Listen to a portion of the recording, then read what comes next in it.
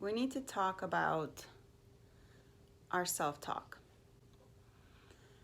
I've recently been completely obsessed with Rachel Hollis. I started reading her book recently and it really moved me.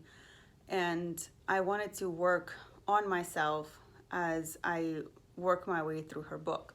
So one of the first things that she talks about is the negative self-talk. Some of the negative self-talk that I have that I've noticed recently especially is I'm someone who holds myself back.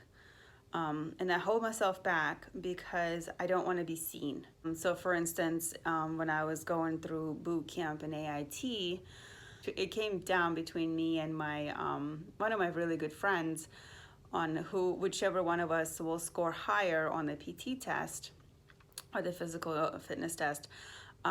That's who will be carrying one of the banners at our graduation ceremony. First, you do the push-ups and the sit-ups, and I was actually in the lead by a point.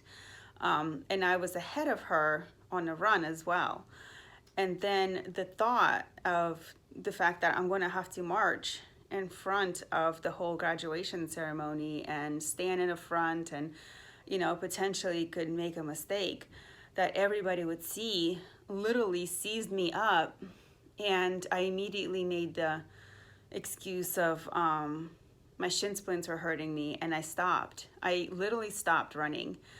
And then within 10 to 15 seconds, she passed me, and she, yelled at me to keep going, to not give up. And then when I saw that she was far enough away and I could see the finish line, then I started running again. And so she ended up beating me to the finish line by about 10 to 12 seconds, which ended up, I think every second is a point. And so basically what happened was that before we started to run, I was leading by 1 point because I did one more push-up than she did. And then by the time I got finished with the run, she had not only caught up to me, but she beat me by 1 point.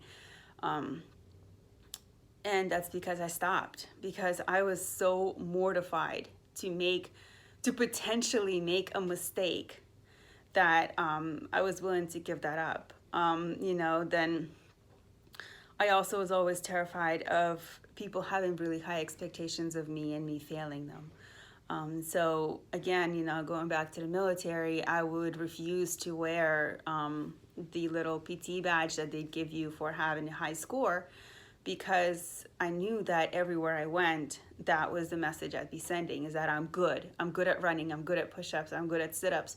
And that's what's going to be expected of me. And I was so terrified that I wouldn't be able to prove it every single time that I refused to wear it. And I found myself, doing this a lot.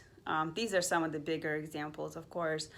But I feel like now I kind of shy away from being really good at anything, and I sort of just cruise in the background, just because the idea of failing at a large scale is terrifying to me. It really is.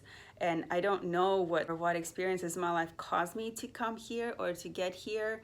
But the self-talk that developed from that is I'm someone who likes to start things. I am really good at starting new projects, but I rarely finish them. And I always feel like a quitter.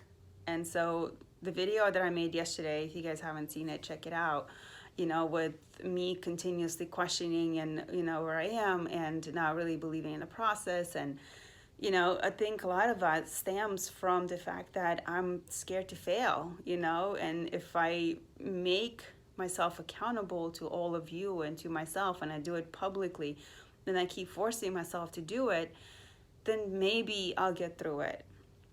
And, if I fail and, then I fail, and it's just going to have to be something that I'm going to have to be okay with.